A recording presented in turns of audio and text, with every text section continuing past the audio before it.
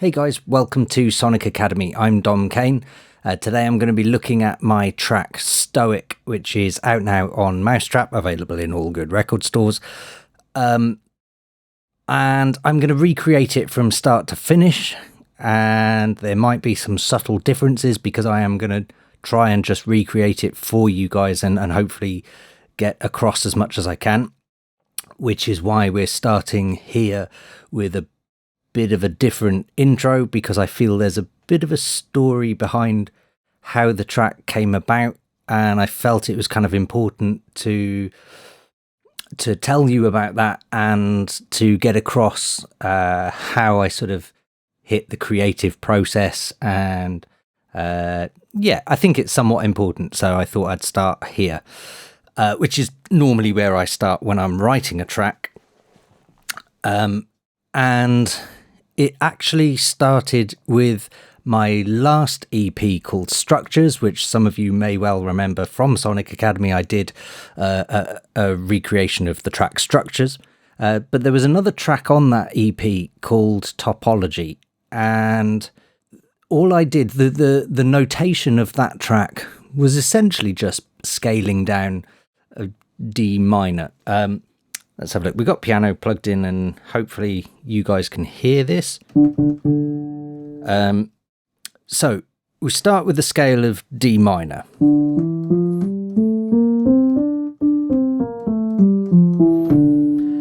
And the melody of Topology basically kind of scaled down it. So it went...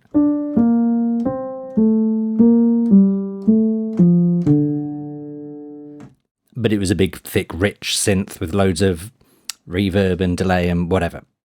But that was the essential melody to Topology. And when I was playing around with that melody, I kind of felt like I wanted to throw in a D sharp. So at just the end of the cadence, at the end of the phrase, I wanted it to slip out of scale. And there is no D sharp in D minor scale, but I wanted it to do this.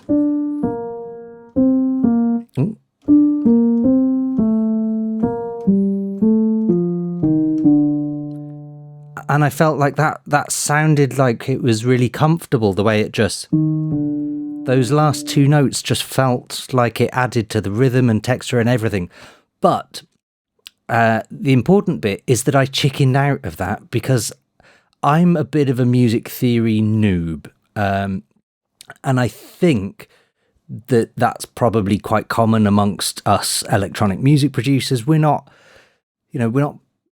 classically trained, or not many are classically trained. I think a lot of us have had some lessons here and there. I know I did when I was a kid, but I really didn't get excited by music theory. It's only as I've sort of been a professional producer that I've then started learning bits and pieces of music theory. And I'm still to this day learning more and more. And this is kind of why this whole thing is important, is because at the point of writing Topology, I was really learning my scales and trying to stick rigidly inside scales. And so playing that D sharp just wasn't going to happen. I didn't have the guts to put that note in there.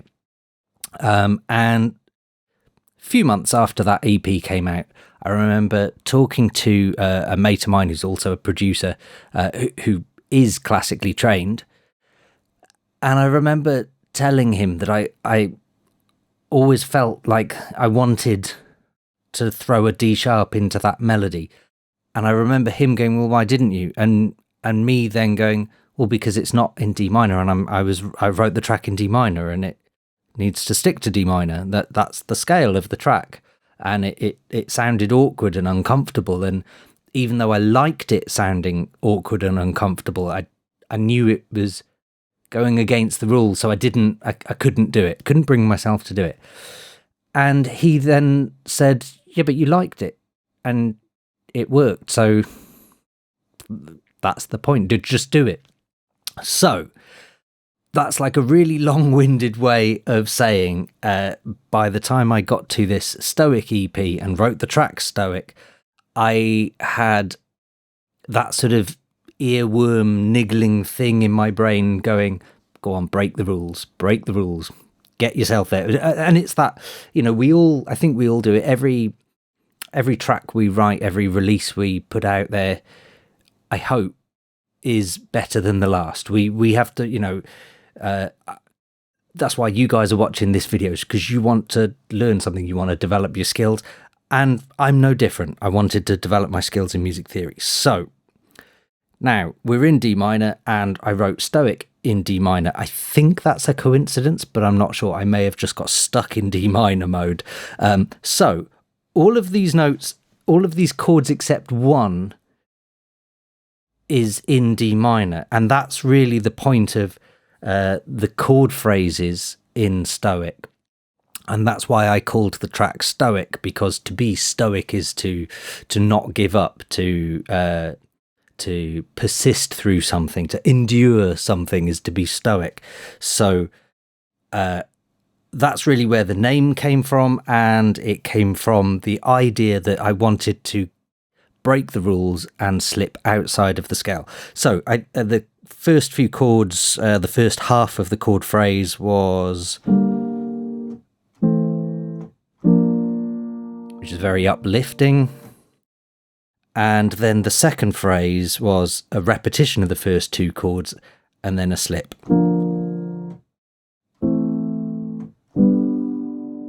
And that is not in the scale of D minor. And that's the important bit. And that's why I've just spent 5-6 minutes ranting about music theory, because I think music theory is really important, certainly for me, and it gets more and more important as I learn it. And I'm not saying that we should all just give up electronic music and start reading score music or anything like that, but I do think that learning the fundamentals of music theory is really helpful for us to be able to know what rules to break and how to break them. And so yeah, that is someone may correct me on this, I think that's a second inversion G major, because a G major would be up here, and then if you invert it once, then you let go of that G, move it up an octave, and then invert that again. So you let go of the B and go up to this B, and so it's a second inversion. So that dropped to minor, so you're playing a second inversion G major and then dropping to a minor. And that was the important bit for me, was I wanted, because the first few chords of this track were quite emotive and uplifting,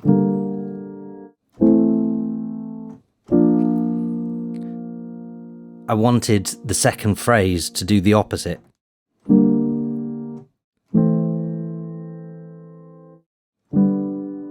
And then to go back,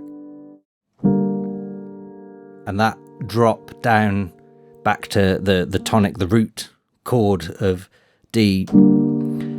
I felt like I needed that resolve.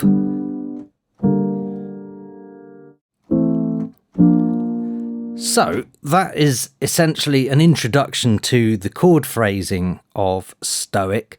The rest of this course, I think I'm going to be basically sticking straight to the computer screen. The next part, I think we'll look at those chords and develop a melody on top, and I think it should be a lot more simple from here on in.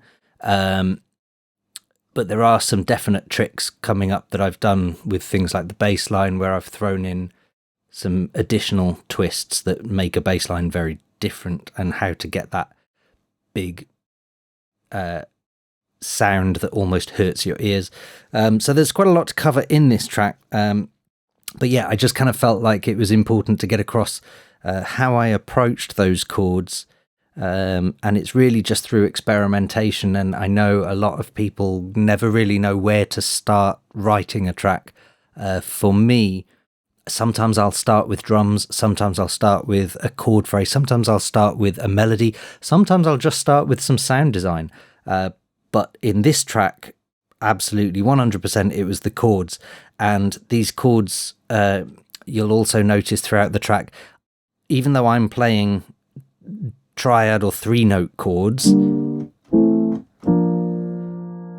in the final piece, I'm actually really only playing 2-note chords, because what I've done is I've split these chords that I'm playing now, the triads, I'm split them into 2-note chords with an overlap in the middle.